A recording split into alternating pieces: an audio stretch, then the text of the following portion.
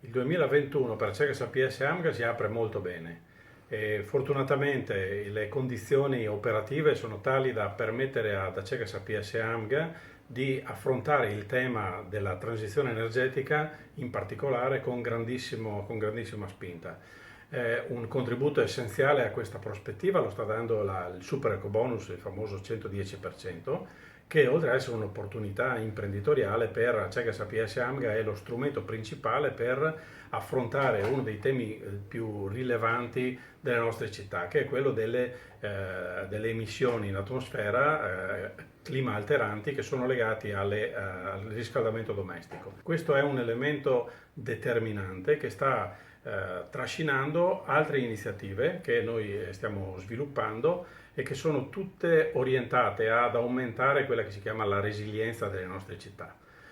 Questo lo facciamo attraverso interventi importanti nell'efficientamento delle reti che noi serviamo gestiamo reti elettriche, reti idriche, reti del gas. L'efficientamento e la creazione delle condizioni per la sicurezza dell'esercizio di queste reti è un elemento che aumenta sempre più la competitività dei territori, garantisce la continuità dei servizi e consente quindi alle città di essere moderne e smart.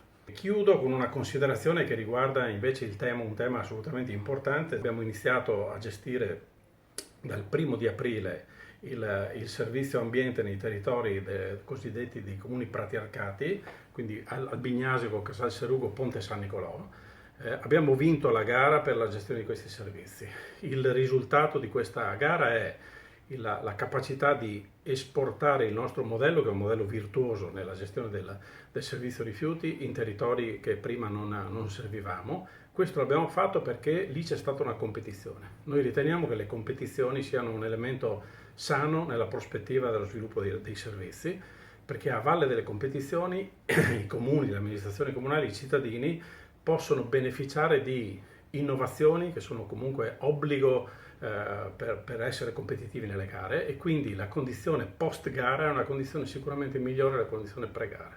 Quindi il percorso delle gare noi riteniamo che sia un percorso sano, l'abbiamo sperimentato adesso recentemente nel settore dell'ambiente che ho citato, ma riteniamo che tutti i settori beneficerebbero di una forte propensione verso le gare.